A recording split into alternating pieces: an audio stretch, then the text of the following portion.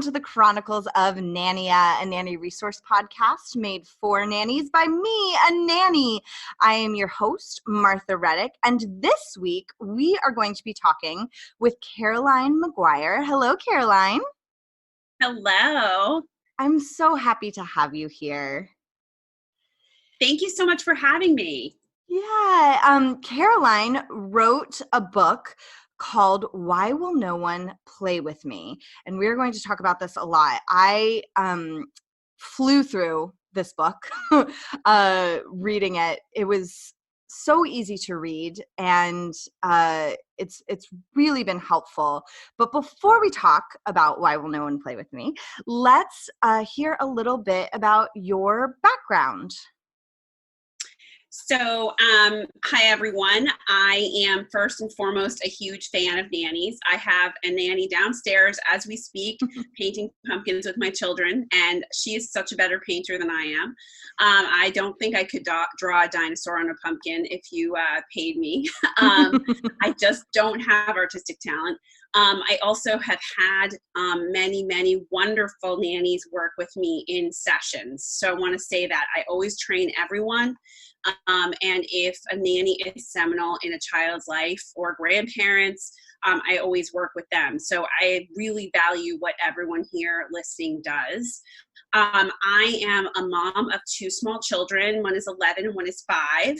I also am an ADHD executive function and social skills coach. And what that means is I work with kids to help them with their social skills, and also I used to do more like academics. So, the kid who leaves their homework on the printer, those were my kids. And I have a master's in education from Lesley University. And in general, I work with kids from 5 to 25, any age. If you need help and you find me, I will help you.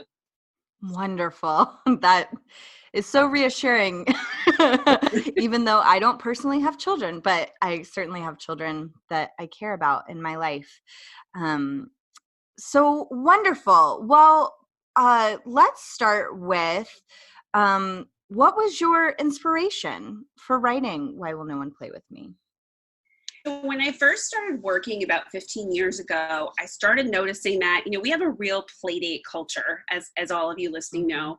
And the kids that I was seeing, mostly really I was seeing them for, time management, organization, the more academic stuff at the time. They really didn't have a lot of play dates. They didn't get invited back.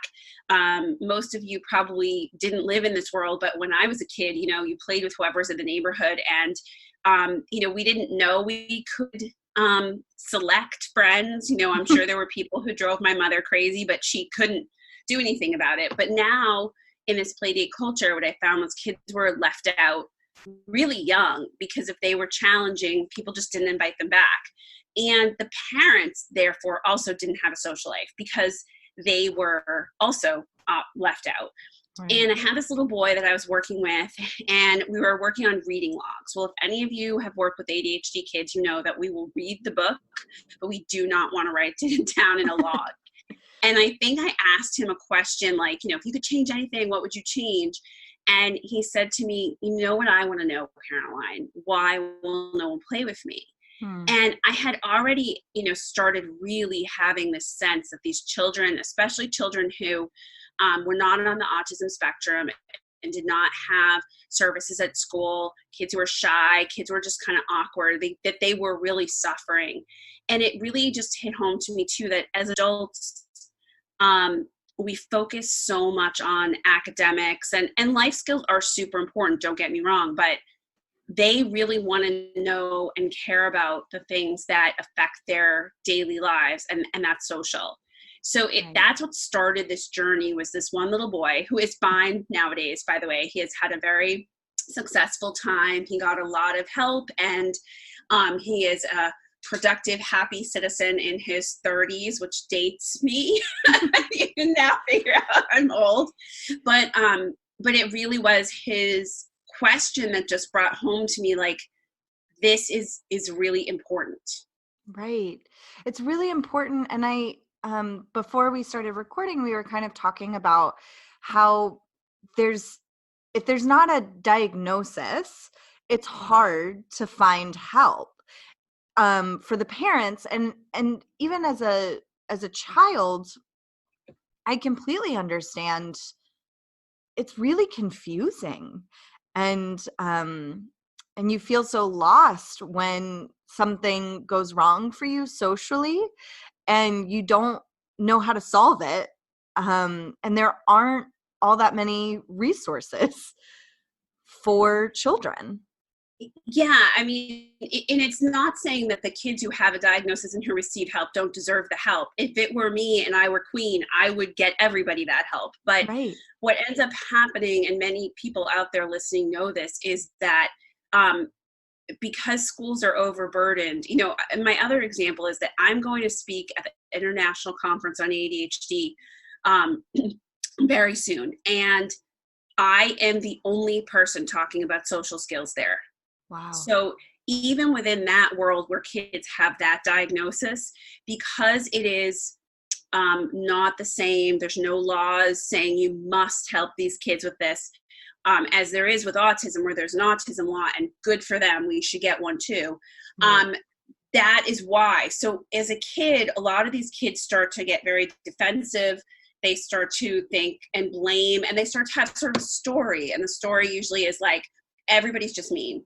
Mm-hmm. And because everything is so baffling, like, why am I left out? And, I was just reading some research today because I was trying to find something to prove something that is somewhere in the pages of research. I just need to find it again. Oh, And one of the yes. things they're saying is that people who have low self-awareness tend to be the people who have an overinflated sense of their social skills. Like if you ask someone who has good social skills how their social skills are, they tend to be like, oh, I'm okay.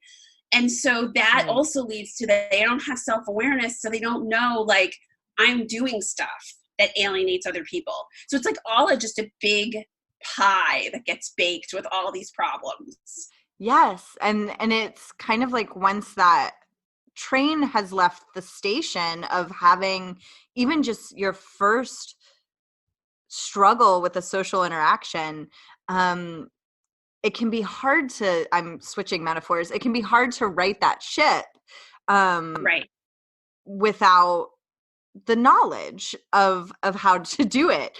And even, as caregivers and parents, I I have seen it where kids come home with an issue of, this kid is bullying me, and it's you're getting it just from the child's, your child's point of view.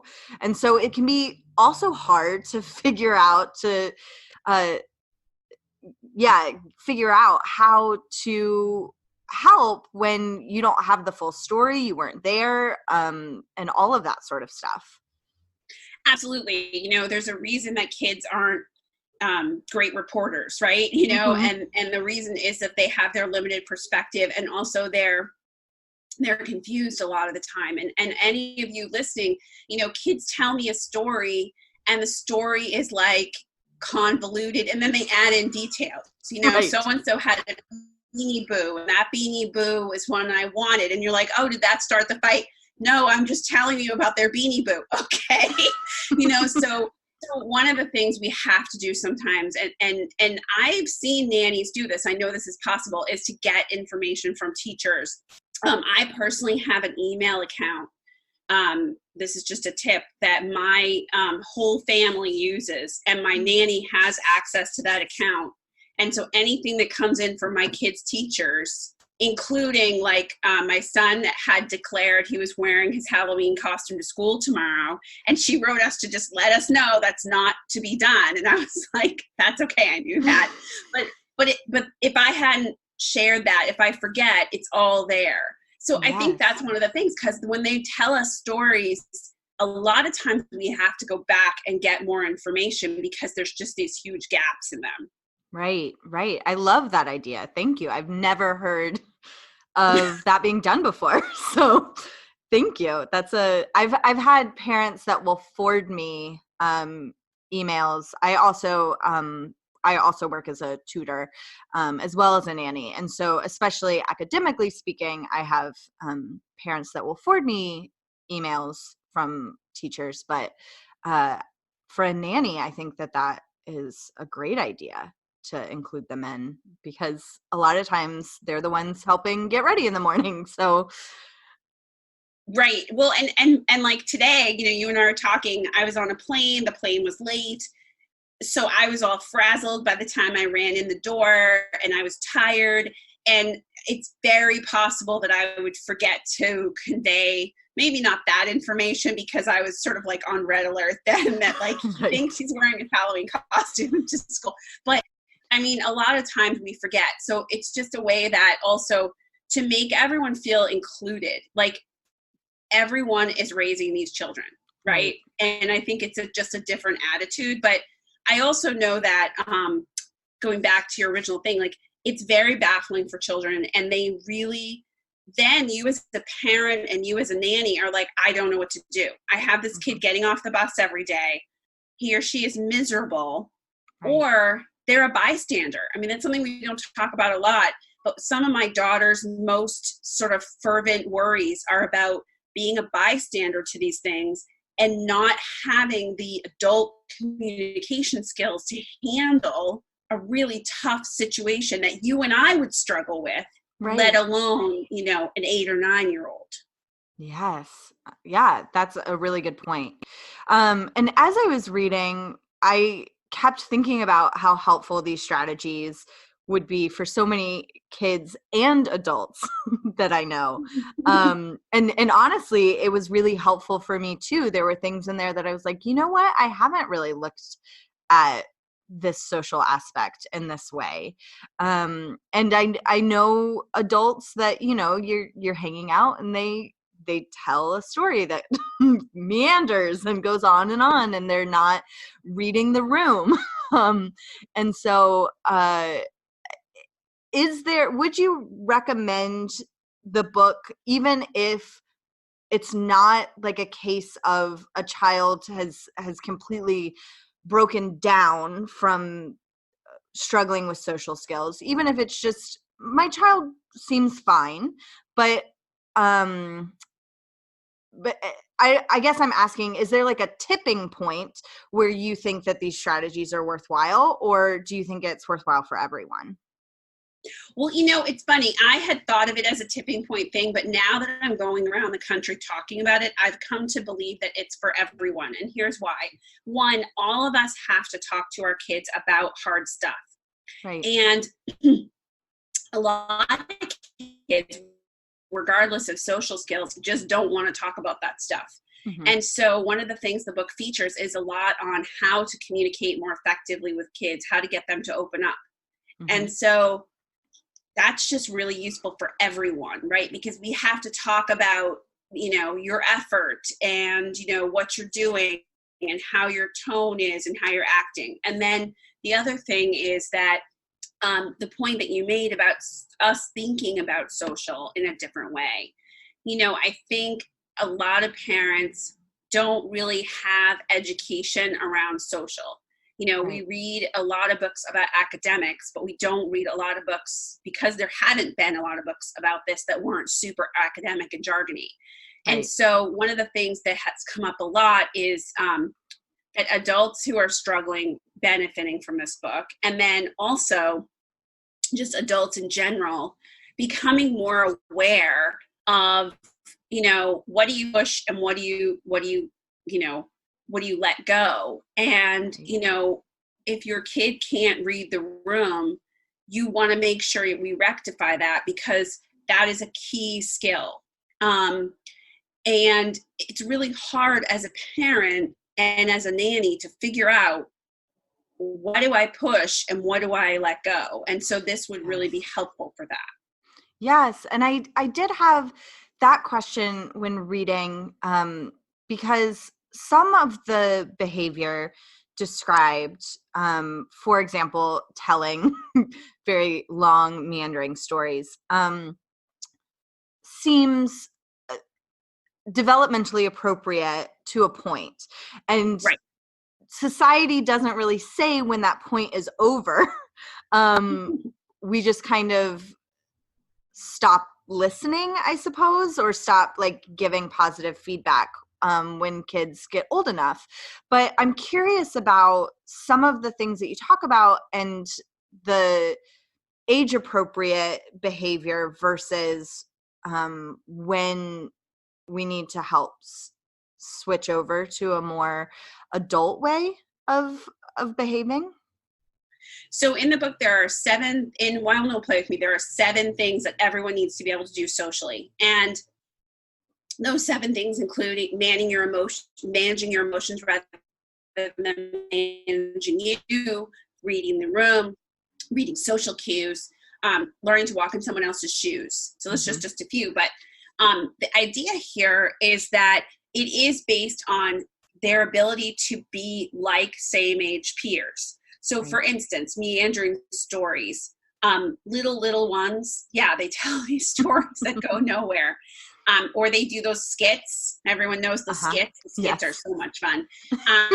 But around, if you look at groups of children, and this isn't written in any child development book because this is just my own personal perspective, even though I have a child development background, is like around age 9, 10, 11, if you listen to kids, they really start to get their groove on, and they start to tell tighter stories. And I don't know if it's that we as adults start coaching them or the academics at school sort of push that forward. They do a lot more reports, a lot more oral presentations around that age.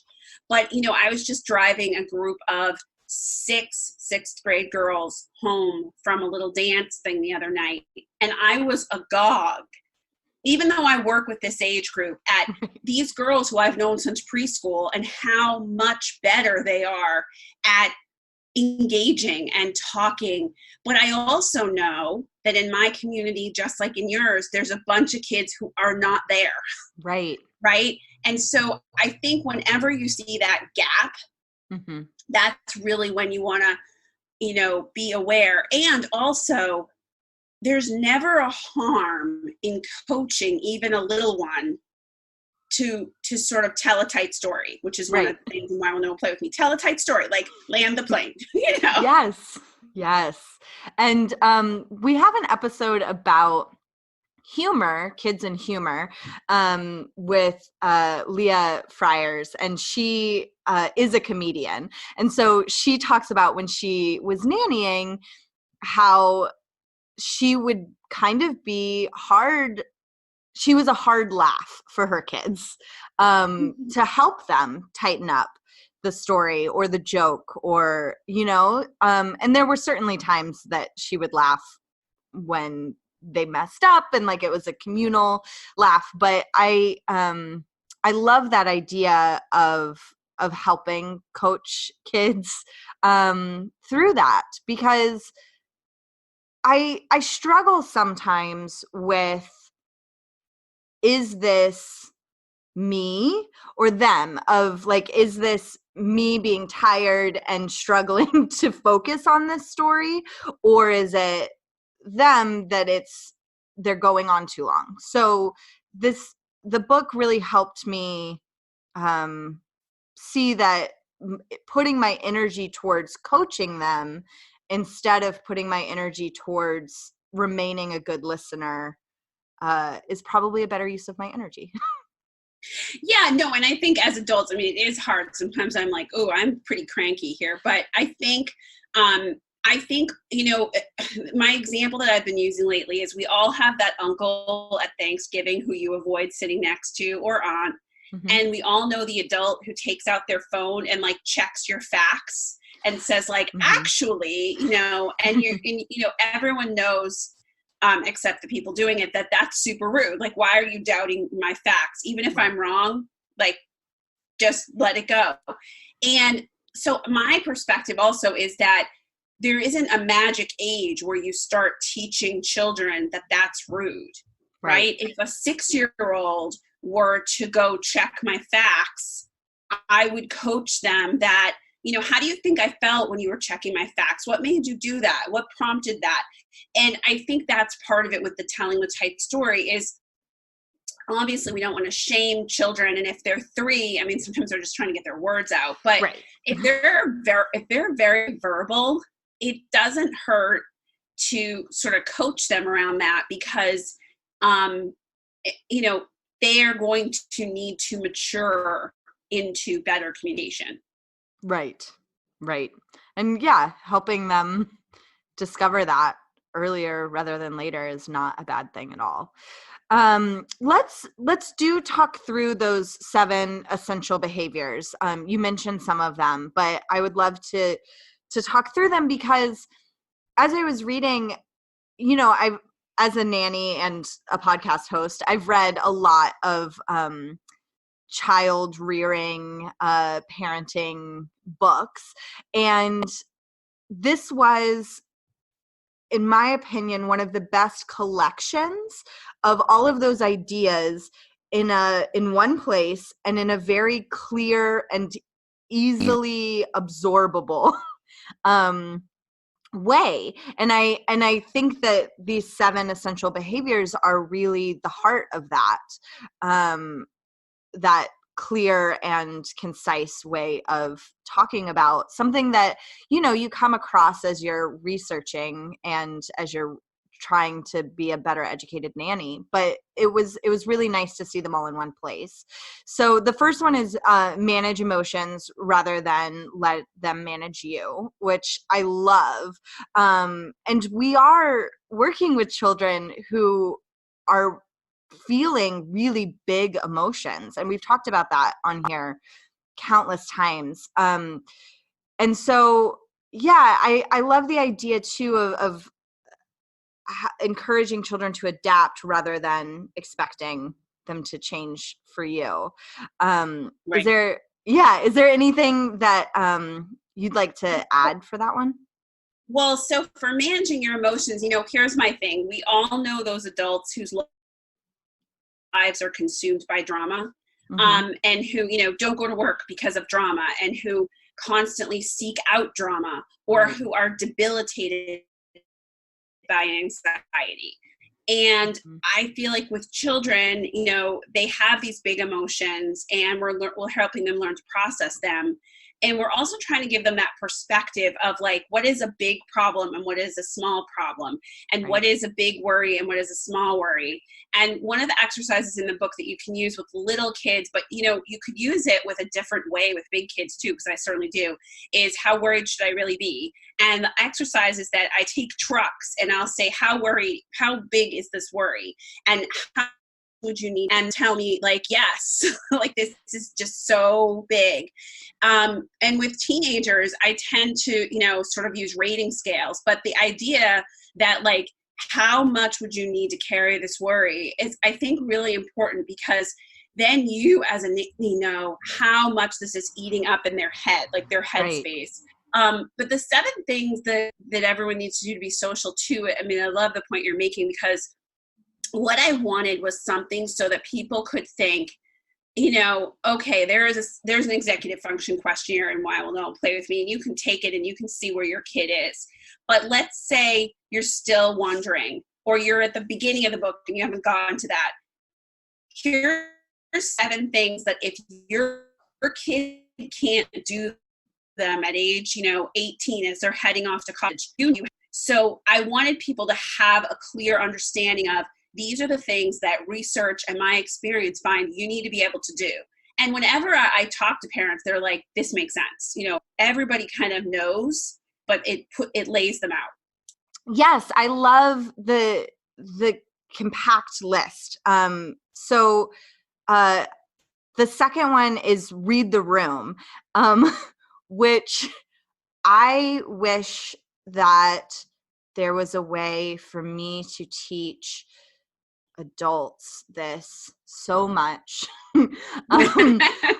Especially I'm in grad school right now to become a family counselor, and I sit in class and watch other students who are adults out in the world doing things, and I just see them not read the room at all. So I loved this. I would love to be able to adapt it to adults, but it helps me to help the children that I work with learn to read the room. So yeah, scanning that situation and then adjusting your behavior to meet the demands of any given situation, and also communicating that might change. Right. Well, and there's a couple things I want to say about that. One of them too is that there's exercises in Why Will No One Play With Me about how to pick up context and mood. And the reason is that energy and mood and context, in many cases, they're a vibe, right? Right. It's that subtle nuance that you pick up where you walk into a room, and especially with children, right? We walk into a room and we realize that the child is off in some way. I don't know how, but they're off. Right. When people can read the room, they pick up that energy. But when people don't read the room, often they don't even know that energy exists. Right. And so, yeah, I remember in grad school, actually, there were people who would ask questions when clearly all of us had packed up and we were ready to go. And not to be a slacker or a non-learner, but don't ask questions when people are packed up and ready to go because we need to catch a train or whatever. Yes. Yeah, and I think the other thing about that I want to say is that one of the tips that I use with children of all ages is that every time you enter a room or you exit your car, it's to put your game face on. That's when you need to start to read the room. That's your cue. Because people will say, well, what's your cue to read the room? And it's the doorway, right? Because every time you enter a doorway, now you're on, Right. And I do also want to mention that you can use the lessons to read the room because it's a complete track, which has never been done before. No one has ever put together comprehensively. I looked everywhere, and what I found is people talk about reading the room and they talk about a few things, but they don't give you like every step to teach it. So you can use that with adults. You just don't use the fun visuals because they don't appreciate them. Yeah. Darn it. But yes, that's great. Thank you. I will work on that. Slip them to the grad students. Yeah. Just slip it under their mind. There you go. I have a professor who is very good at helping people. I mean, it's a counseling program, but I've been watching her work with some students that I had in previous classes, and I just am in awe. She's doing a great job. But yeah, so the third one is meet people halfway, which this I've seen so many kids struggle with compromise and yeah, also adults. But it says this could mean introducing yourself, starting a conversation, or answering a question when you're asked. So this idea of if somebody doesn't approach me, then I'm not going to do anything. Right. It's that. And it's also, one of the kids I worked with last year, he would literally tell other kids what juice box to have on a play date. Right. He'd be like, you're having berry, and they did not appreciate that. It's the girlfriend you have who literally you always end up at their movie, their restaurant, and you're there like, I don't want to be at this restaurant. Why am I eating Chinese food? I didn't want Chinese food. Yeah. And it's also, I do this thing that's in the book called Pile of Choices, where when kids have a play date, often you're watching them make every choice. Right. We're playing this game, we're doing this thing, we're going outside, and it gets old for the other kid. And so one of the things that I do that you could actually do as nannies is I take those big blocks that are, they're made of paper, the really big ones. And I put stickies with every choice the kid made on the play date. And the box goes to my height. And then I make a list and I put all the blocks with all the choices their friend made. And it's usually pretty anemic. It's like to my knee. And then I just ask them, what do you think? And in the book, this is a visual called Pile of Choices. And it's really powerful because they look at it and they're like, no, Caroline, that can't be true. And I'm like, no, we wrote it all down while the play date was going on, you know, and then I just go through, like, did you tell the other kid what juice box to have? You know, did you do the, and when they reach the end, they kind of, and I'm very objective, which is what the book teaches you to do, is really just ask questions, don't tell, don't preach. And at the end, they really do have the aha, because if you're a person who doesn't meet people halfway, people just don't go for it. They don't Right. want it anymore. Yeah. Yeah. And especially, I mean, adults too, but with children, autonomy is such a huge part of what they want. And so when another child takes away some of their autonomy, it feels really bad. Yeah.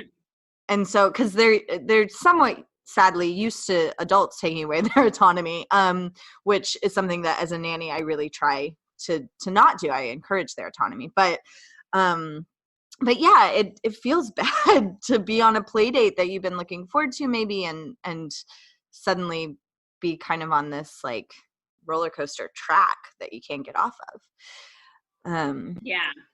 So yeah, everybody wants to choose their own juice box in life. yes, put it on a shirt. That's great.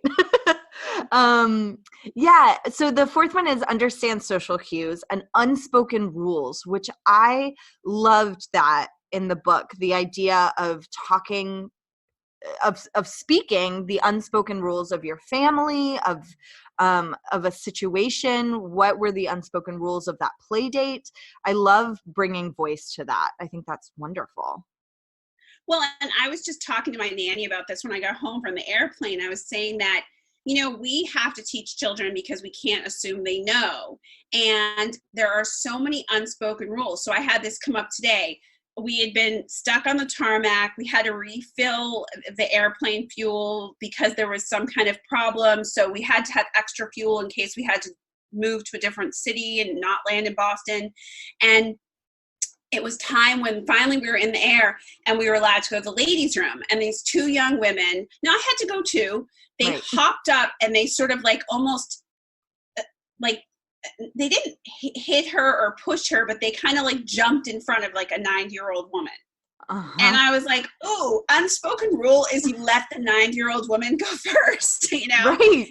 And unless you're sick or something. And my nanny and I were just talking about, like, you have to, that was a teachable moment. Had my daughter been sitting there or my son, I would have said, hey, you know, what those girls just did was not okay. Like, we let the older person have the seat. We let them go first. We don't ever push past people like that and like sort of, you know, so that they're like this and just pushed back. And so that to me is really like a very teachable moment. And there are all kinds of unspoken rules. And Right. you know, like with your grad class, I'm sure there are unspoken rules and some people get them and some people don't.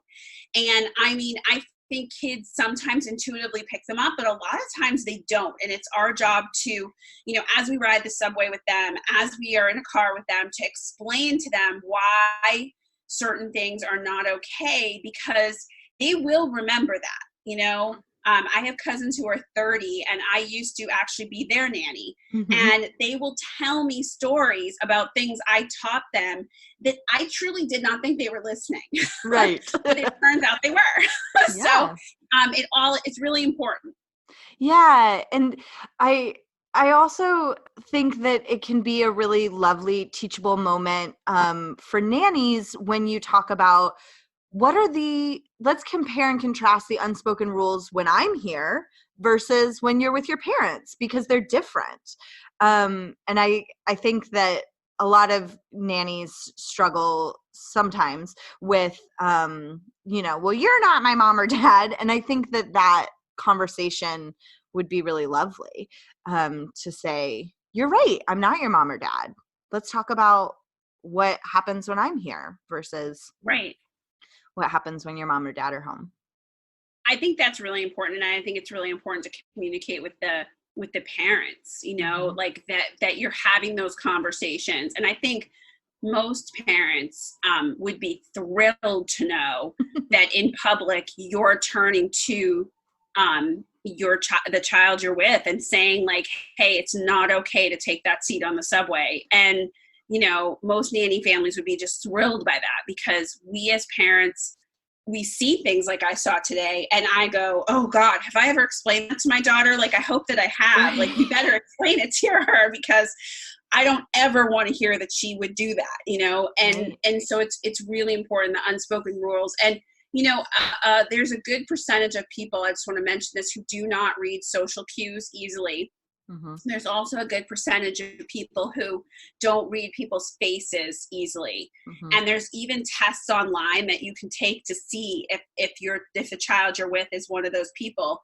But I think a lot of times it's also just pausing to pay attention, mm-hmm. and knowing that face is your guide. And there's exercises in Well Know and Play With Me to teach children to read the face. There's not as many as there are in some autism work, because, we had to find compromises, or it would be the longest book known to man. But I do want to encourage you to, as you're walking on the street, ask the child, what do you see in that person's face? You're Mm-hmm. there, and so you're on the front lines, and so you have this ability to coach them in the moment, which is just so fun.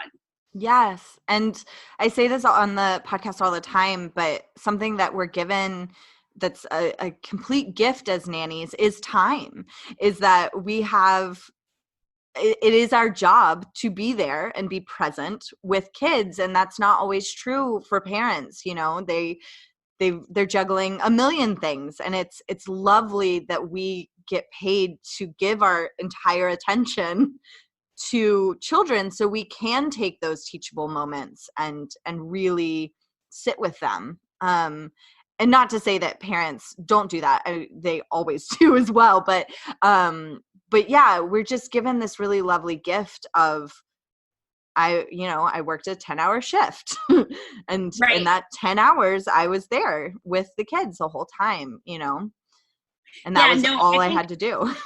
I don't think it's bad to say that nannies are there and that they're having these times, because my view of things, and I know not everybody has this view, but I'll just say my view is that we are raising these children together. And I think if we don't have that view, then to some extent we're kind of kidding ourselves, right? Right. When I have tremendous flexibility when I'm not in the middle of a bookstore. And I'm very lucky in that, my nanny and I often divide and conquer. I take this one to this, you take that one to that. But I know not everybody has that. And so I think, it's just like grandparents. If grandparents are doing a lot of the childcare and they are having this gift of time, then that's why they came to my speech last night, because they want to be able to have the tools and to have those teachable moments. So I think it's really great. Yeah, I love it. I love going on walks and having the time to look at a rock. I'm with toddlers right now, so we spend a lot of time, right now we're throwing a lot of leaves up in the air, and but it's like that's the work of the moment is exploring these leaves, and it's wonderful. So number 5 is learn to walk in someone else's shoes, which I feel like this is a lesson that is kind of preached at kids a lot. And I loved that the exercises in the book are much more engaging the kids than just being like, yeah, just think about it from their point of view. Well, one of the things that I find is that kids get bored easily, and they are not shy about telling me when I'm boring them, by the way. And so, there's a few things I want to say about this. One, learn to walk in someone else's shoes. We have so many blog posts and articles lately about empathy and kindness. Empathy and kindness is really just walking in someone else's shoes, you know? And the other thing is that one of the exercises that you as a nanny could do that is just so much fun is that I have this learning to walk in someone else's shoes visual. And it's, I used to use real shoes where I would have kids stand in shoes, but it was very difficult because there's different sizes. So now it's just pictures of shoes on a big mat. And years ago, all I used to do is take that big craft paper, the kind that rolls out, and I would draw it. until my graphic designer made me like a fancy one. But you can take that, you can photocopy it. I will be selling it on my website, CarolineMaguireAuthor.com soon. But the idea here is that we literally, it's anything. It's, you made 7 appointments for extra help and you didn't go. Right. Okay, let's walk on the mat. What did that teacher feel when you didn't show up for 7 times? And now when you email her, she's not responding because you didn't show up 7 times. Right. And it's also, one of the stories I tell in the book is a little boy who ate the last piece of pie. And this caused like a revolution. And so it's all those little moments when kids do something and the sibling says, that was my pie. Right. And so we're trying to teach them to step into someone else's shoes, and the actual act of stepping into this mat, it gives them really this experiential learning, and it makes it fun. And so I even have teenagers do it. Just so you know, I have teenagers, they do it for me. They roll their eyes, but they do it. Yes, I love that. Yeah, I agree that kindness and empathy are really hot button topics right now, and as they should be. I love it. But I loved reading this and having those more experiential ways of teaching this, because I think we can get lost in the abstract idea of empathy or kindness, and making it more tangible is wonderful, and important, especially for children, but for humans in general. Yeah. And then, so number 6 is be flexible and adaptive, which I think every nanny listening or parent, caregiver, knows that this can be really difficult for kids. Right. Yeah. And I think it's funny because you're saying you're working with toddlers, right? And obviously toddlers are sort of our least adaptive group, but Right. How do people become adaptive? People become adaptive because we ask them to adjust, Right. and we give them, little incentives, and we give them little timers, and we tell them that, my son even had something today where I brought him like this cheap plastic dinosaur egg from a store in one of the airports. And he wanted to put it in water the minute he saw it. And my nanny had to say, oh, we have to go to your sister's tutor. And so he had to adapt, right? He had to like wait, holding the dinosaur egg in its little plastic thing. And, he's a toddler. And so he has that, I want it now. And everything is now. But I think when we work with kids, there are kids who are just super inflexible. And it's really hard because you start to wonder, is it me? Is it the age? But, past a certain age, if you look at their peers have become more flexible. And there is something in the brain called the cingulate gyrus, which is the gear shift of the brain. And some kids literally have a stuck gear shift. It's just hard for them. Right. And so there's a series of tools called Flexible Me that works on building adaptivity. Now, I'm sure many of the nannies listening have tricks and tips that I would love to have from them. But if you're feeling stuck, right, or you're feeling like your nanny family needs something like this, you're doing great with it, but it's not carrying over. Right. This can be a tool that you can give to them, so that everybody is promoting this adaptability. Yes. And I love that idea, because there are certainly areas that, parents will report, oh man, how, like my kiddo right now, she's almost 2, and she does not eat chicken nuggets with her mom. And her mom's like, how do you get her? And I'm like, I don't know. I will spend some time noticing what I do, but it's lovely to have it written out in such a lovely way that you do in the book for this, not for eating chicken nuggets. This book will not help you get a child to eat chicken nuggets. It will not, because I have never successfully gotten anyone to eat anything that they didn't want to eat. Yes. Except I will say that my kids both eat So I just got handed the world's lotto on that. Like, that's all. That's my only trick on that, is that I just was handed already the finish line. But, I agree. And I think that it's also so much work, like, to constantly be thinking of strategies versus being able to look in a book and say, okay, I'm going to do these lessons with this kid because this kid I adore, but they're just super inflexible, and I can jive with them, but the world isn't going to. Right. Yes. And then number 7 is know your audience and adapt your communication to be appropriate.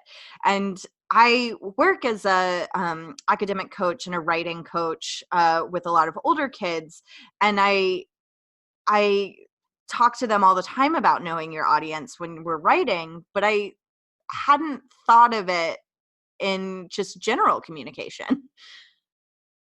Yeah, I mean, knowing your audience came to me because I was trying to work with this one boy, and I was trying to explain to him that, when you write an email or you send a text or you talk to someone, they are just an audience, right? And so I invented this tool one day where I took these giant bears and I taped people's faces to them, like his headmaster and other, just various people in his life. And I asked him to adjust a single message that I had typed out. And I was like, tell it to each of these people differently. And he was a kid who struggled with telling a tight story, and he was going into high school, and his concern and his parents' concern was like, people are already very done with this, and now you're going into high school where people are even more insensitive, So the idea here is that, we adjust. And my workplace example that many of you could probably relate to is, when you get bad news and then one person in the room gets good news, they're supposed to not celebrate that good news. Right. But I feel like so many times, just as a friend, I'm somewhere and I'm there suppressing the fact that I've sold a book or I've had this great thing because I don't want to make someone feel bad. And people are not reciprocating that. I'm like, wait, what are you doing? Yes. So it is a key skill. Yes. And I feel like that with read the room go really well together. They do. They're hand in hand. To making a really socially adept person. Great. So yeah, and I love how user friendly the Play Better plan is. And I love the way Play Better plan sounds. It just like rolls off the tongue, which is the actor in me. And then you talk about the 8 principles of highly effective coaching, which I will tell listeners that if you have not listened to the last episode that was released, which was on nonviolent communication, a lot of the things that we talked about in nonviolent communication are also covered in how to be an effective coach. So these 2 episodes together are really, I think, going to set you up for success. But yeah, so they're ask to don't tell, listen and learn, keep your cool, hold the metacognitive mirror up, honor your child's aha, prep first, then pave the way, meet them where they are, which I think is super important, and then be a cheerleader. Instead of going kind of just one by one, I would love to just kind of talk about them as a whole, because I think it's hard to know how to approach a kid about some of these really personal things, and you do worry about shaming them or them building up a wall when you're talking to them about some of this.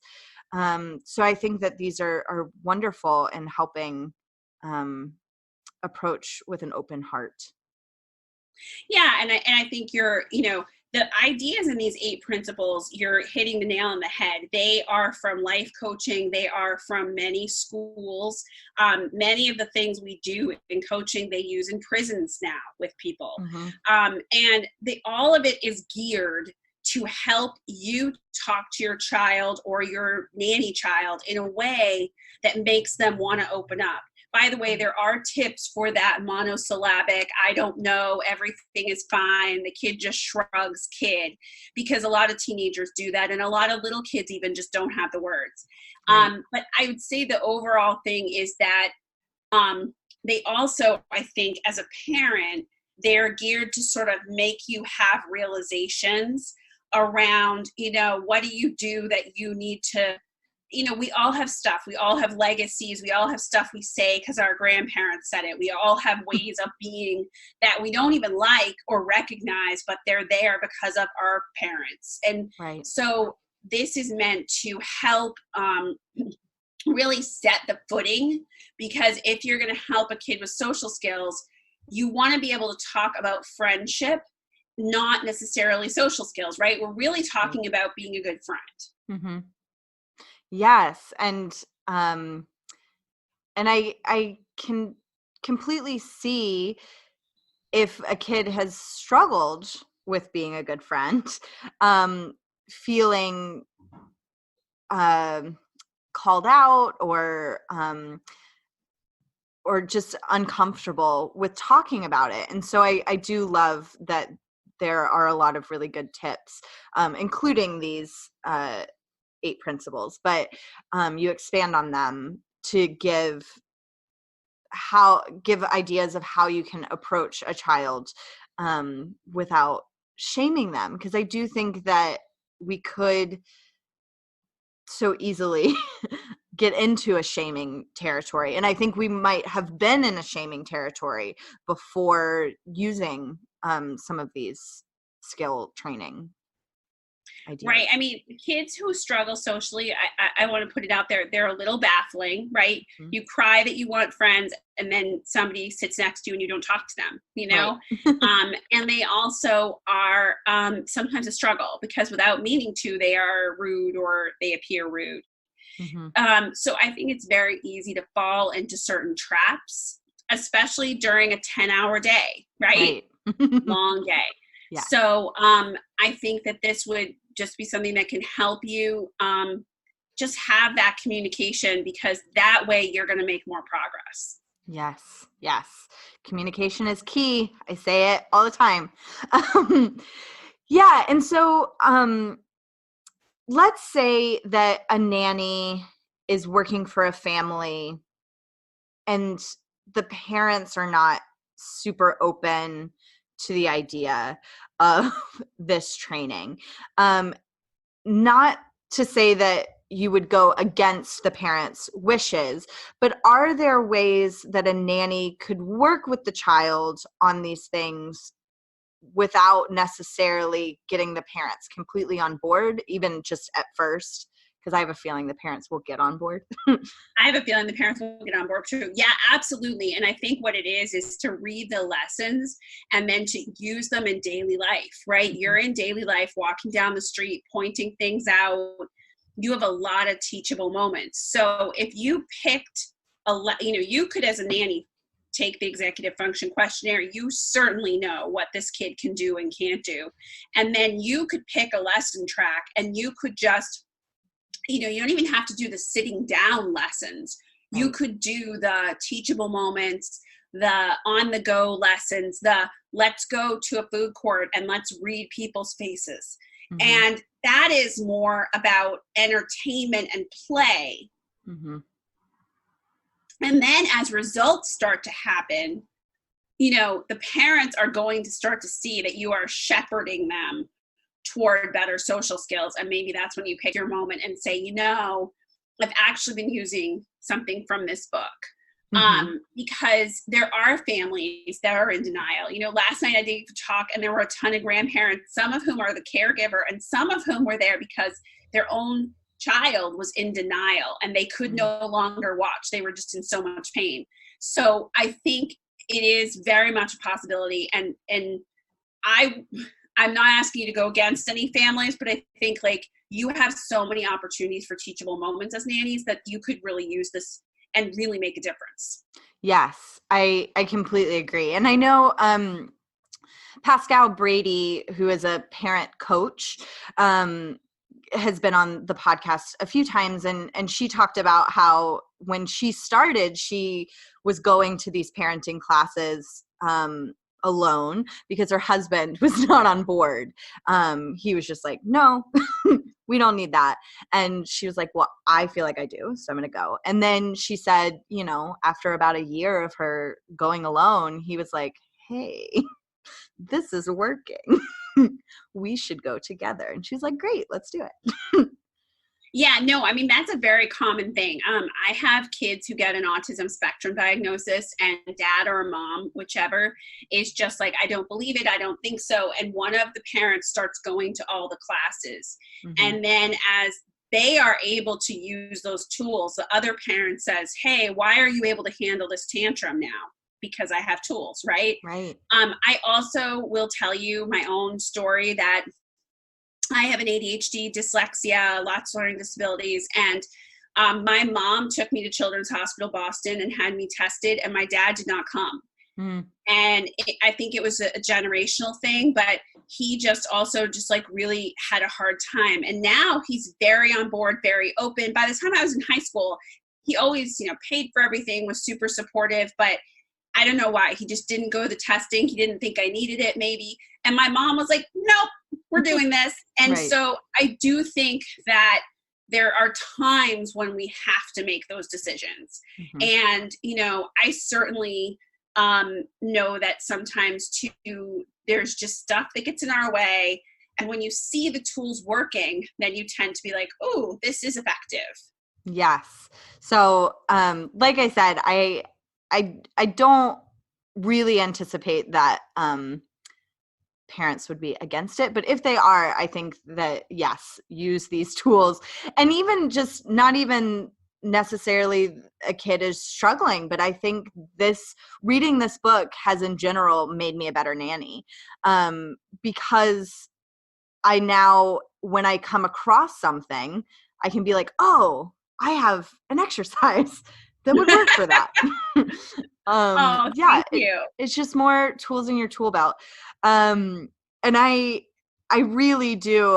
When I emailed you earlier, I was saying like, I want to buy this as a holiday gift for all of my nanny friends and parent friends and caregivers in general. Cause I really, I think this is a really important,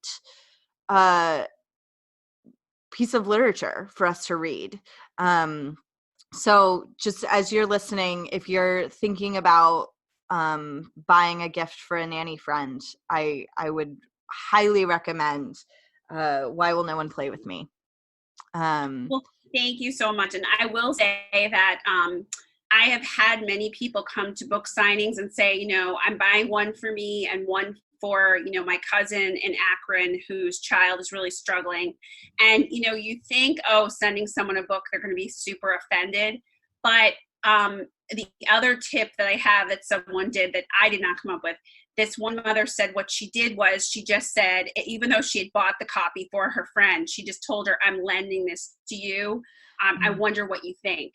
And the person who she lent it to, I heard back, was like, oh my God, I needed this, but I didn't know I needed this. Right. Or I was too stuck to kind of go seek it.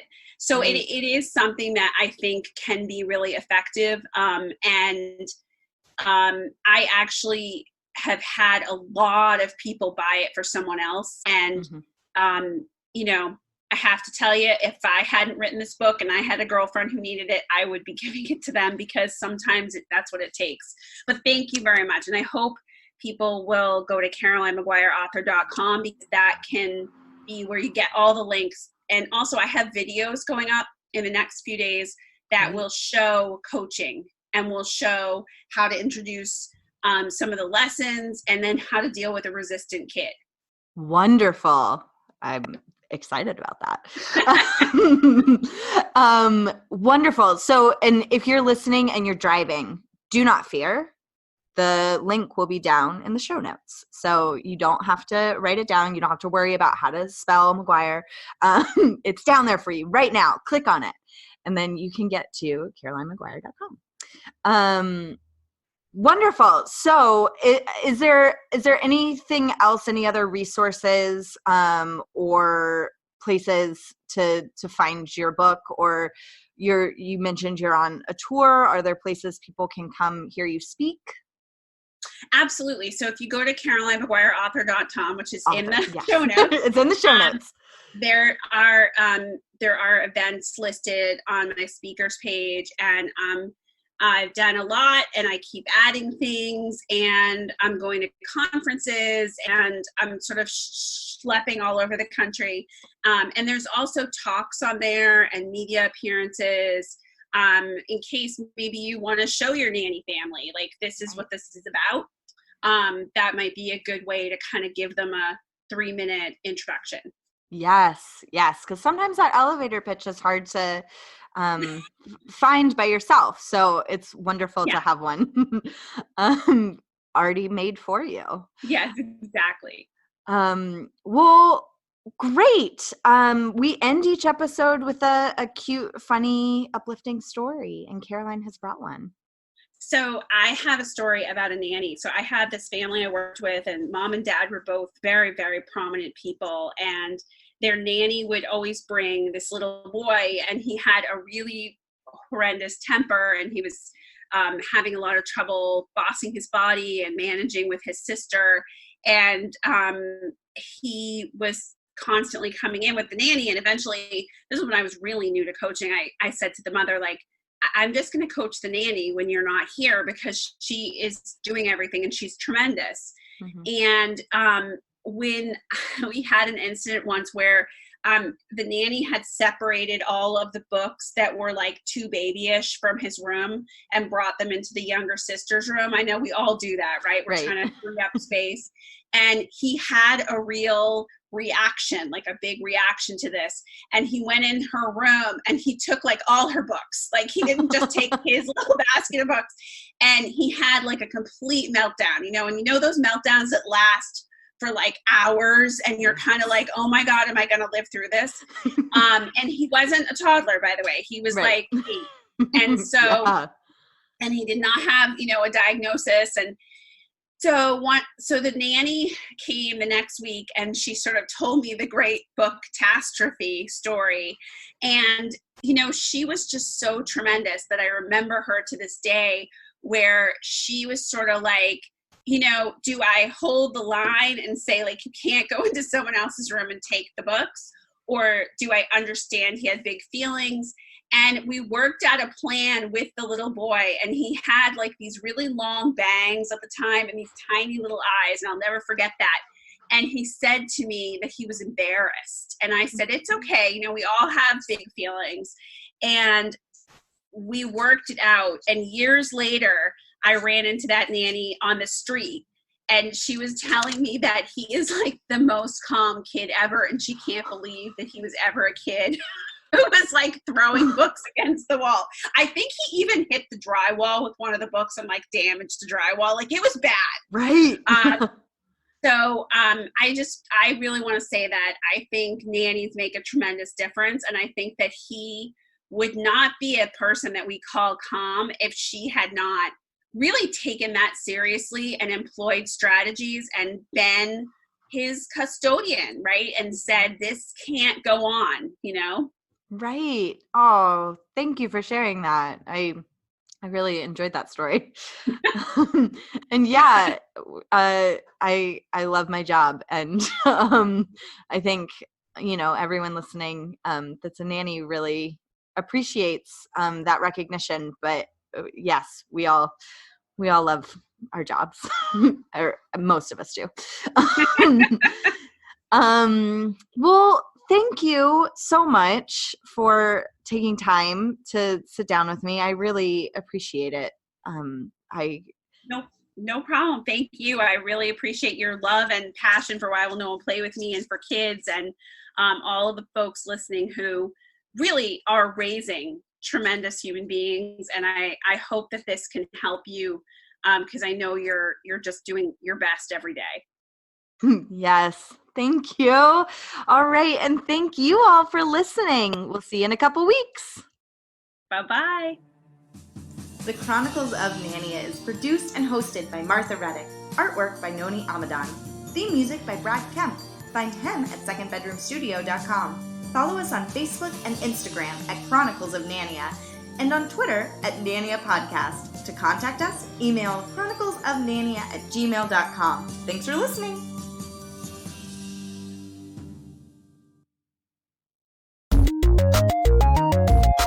This show has been brought to you by Machine Culture.